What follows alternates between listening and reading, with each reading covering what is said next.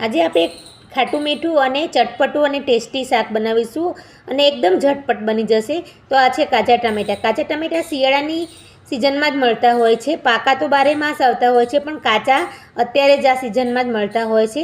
તો આ શાક એકવાર બનાવીને તમે જરૂરથી ટ્રાય કરજો. ખૂબ જ ટેસ્ટી લાગે છે અને ચટપટું, ખાવાની ખૂબ જ મજા આવે છે ફ્રેન્ડ્સ. તો મેં ટામેટાને કટ કરી લીધા છે. હવે આપણે એક મરચું ઝીણું ઝીણું કટ કરી લઈશું. આ શાકમાં બનાવવું એકદમ આસાન છે ને એકદમ ઝટપટ બની જાય છે. પછી મેં 2 ચમચી તેલ, રાઈ, જીરું, હિંગ અને 2-3 મરી નાખીશું આપણે. આનાથી ખૂબ જ સરસ ટેસ્ટ આવશે.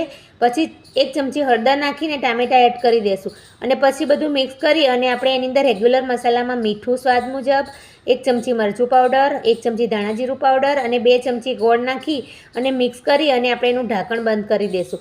અને આ શાક તમે પેનની અંદર બનાવશો તો પણ ખૂબ જ સરસ હશે, પણ કુકરમાં એકદમ રસાવાળું અને ટેસ્ટી બનશે. તો શાક આપણું 2 સીટીમાં તૈયાર થઈ ગયું છે. હવે આપણે એને સર્વ કરીશું. ફ્રેન્ડ્સ, તમે આ શાક એકવાર ટ્રાય કરજો. ખૂબ જ ખાવાની મજા આવશે. આ શાક રોટલા રોટલી જોડે ખૂબ જ મજા આવે છે. તો તમે આ શાક કોઈ વાર બનાવીને ખાધું છે કે નહીં એ કોમેન્ટમાં મને જરૂરથી જણાવજો. અને જો મારો વિડીયો તમને ગમે તો એક લાઈક જરૂરથી કરજો.